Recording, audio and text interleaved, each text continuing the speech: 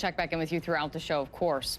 And right now, hundreds of passengers are trapped on an Amtrak train in Illinois, just west of Chicago. They've been stuck on board since about 4 in the afternoon. That, of course, I'm talking about 4 in the afternoon yesterday after snow closed the tracks. At least 3 trains were stuck overnight, and it's believed that one of them may now be on the move. But joining us by phone is one of the passengers who's still sitting on one of the stalled trains, Charles Harding. Mr. Harding, can you hear me?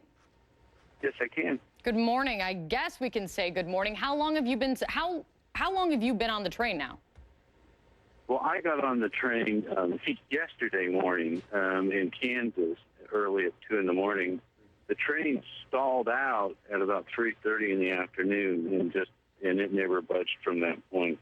And what has Amtrak or the crew, how have they been keeping you updated on what went wrong? We understand it was snow that stalled the train, but what have they been telling you why they can't move any further? Well, they've tried a few things, and each thing they try seems to take a few hours, and that's kind of gotten us into where we are because each thing they've tried has failed up till now. Initially, they were going to try and push it with other trains. They were going to send in a rescue train and just a whole bunch of different strategies. And it was just, well, we're going to try that, and then we wait for 2-3 hours without any updates. And earlier we were just showing some video of one of the snow plows that was trying to move some of the snow out of the way for the track. So what has it been like on the train? I assume they are going to every effort they can to try to keep you warm and safe and fed. They have kept us safe. I mean, the only place that's safe is inside the train because it's lethally cold outside. But yeah, they gave us a kind of makeshift meal even yesterday evening, and that did help. So, but yeah, and for the most part, I think the passengers have been pretty tolerant to this situation. I mean, what are we going to do? I mean, we're stuck. Exactly. You're at least keeping as good of a perspective on this situation as you can, not where you wanted to be this morning for sure. Have they given you any indication of when you think you're finally going to make it into Chicago?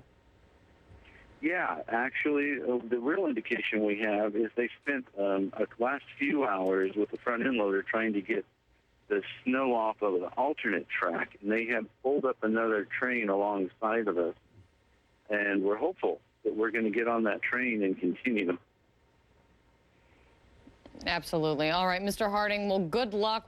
Thank you so much for getting on the phone with us, and good luck to you and all of the passengers on that train as you will hopefully finally make it to Chicago at some point this morning. Thank you so much. Thank you, too. Bye-bye. Of course. Trying to keep some good perspective, and what can you do but laugh at that situation? Well, it's certainly got nowhere to go. That's Hopefully exactly the situation changes soon and we stop hearing about situations like it. Unlikely, though, because the temperature's not going away. And just for some perspective, it's been decades since we've seen this kind of sustained, life-threatening cold.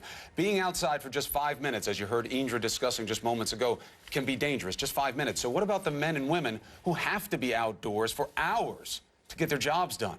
In Chicago, the overnight low was 16 below. Now, it's warmed up, to use the expression, -9 now. The wind chill, 28 below. Let's bring in George Howell.